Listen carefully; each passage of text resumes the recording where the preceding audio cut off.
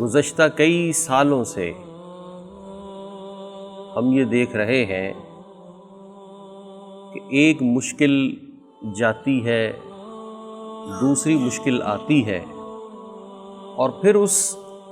مشکل کے جانے کے بعد ایک نئی مشکل سر اٹھاتی ہے، چاہے وہ وبائی امراض کی صورت میں ہو، خشک سالی کی صورت میں ہو،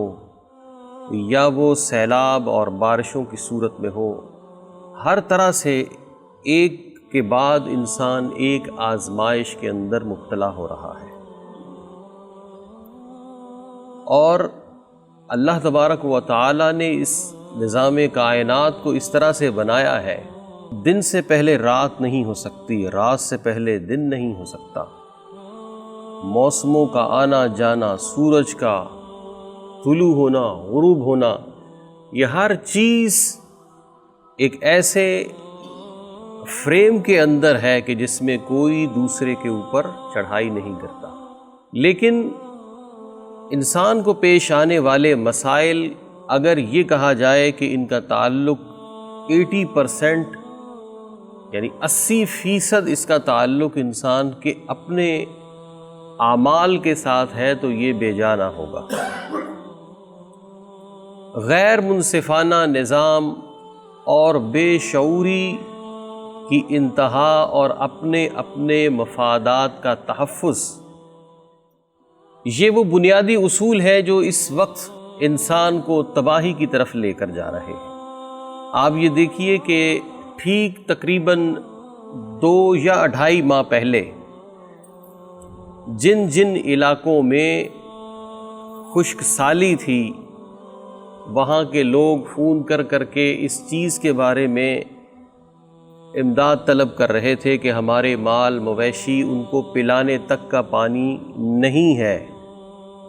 ہم انہیں ذبح کر رہے ہیں، ذبح کر کے زمین میں دفن کر رہے ہیں، کہ ہمارے پاس انسانوں کے پینے کا پانی نہیں، چاہے جائے کہ ہم جانوروں کو پانی پلائیں۔ لیکن اس 2 ماہ کے قلیل عرصے میں جہاں وہ پہلے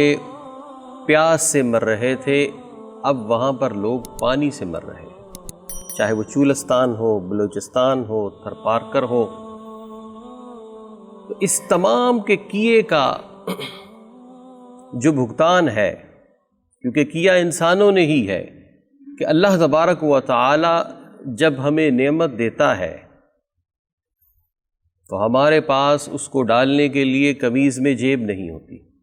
اب جب جیب ہے تو پھر ڈالنے کے لیے کچھ نہیں ہے۔ یہ صورتحال ہے کہ جب پانی بہتات میں ہے تو ہمارے پاس پانی جمع کرنے کے لیے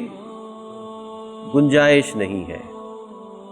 اور جو ڈیم بنے بھی ہیں اس میں انسان، بنانے والے انسان ہیں، اور یہ ہمارے والے انسان یہ کچھ زیادہ ہی انسان ہے، کہتے ہیں انسان خطا کا پتلا ہے۔ تو ہمارے یہاں کا کلمہ پڑا ہوا انسان جب ٹھیکیدار بن جاتا ہے تو یہ کوئی زیادہ ہی خطا کا پتلا بن جاتا ہے۔ یہی وجہ ہے کہ جو ڈیم بنے مثال کے طور پہ بلوچستان میں، تو ان میں سے بھی اکثریت ان بارشوں میں بہہ گئی، اور بنانے والوں نے ٹی وی پر آ کر کہا ہے کہ تقریباً 30% سے زیادہ پیسے رشوت اور دیگر معاملات کے اندر ہی کٹ جاتے ہیں، پھر ہم خود کیا کمائیں اور اس پر کیا لگائیں۔ یہ انسان کی اپنی بدبختی ہے کہ اپنی ذات کے تحفظ کے لیے، اپنے مفادات کے لیے وہ پوری قوم کے مفادات کو داؤ پر لگا دیتا ہے۔ یہ المیہ ہے ہمارا کہ ہم اللہ تبارک و تعالیٰ کی طرف سے دیے گئے جو وسائل ہیں ان کو صحیح طور پر محفوظ کرنے کی اہلیت نہیں رکھتے، بددیانتی اور اپنی آخرت سے روگردانی اور اپنی آخرت کو فراموش کر دینا، یہ اس قدر ہم لوگوں میں آ گیا ہے کہ جس کی وجہ سے یہ آفتوں کے بعد آفتیں آ رہی ہیں۔ لوگ خود ساختہ، دکان والا ہو یا ریڑھی والا ہو، گودام والا ہو، وہ خود ساختہ گزشتہ 5-6 سال سے کیا کرتے ہیں، حکومت وقت کو 2 گالیاں دیتے ہیں اور چیز پر 5 روپے بڑھا دیتے ہیں کہ حکمرانوں نے مہنگائی کر دی۔ وہ حکمران تو کرتے ہی ہیں، لیکن نیچے والے لوگ وہ زیادہ اس چیز کو ہائی لائٹ کرتے ہیں اور اپنے لوگوں سے زیادہ نفع کمانے کے لیے یہ معاملات کرتے ہیں۔ تو پھر اللہ تبارک و تعالی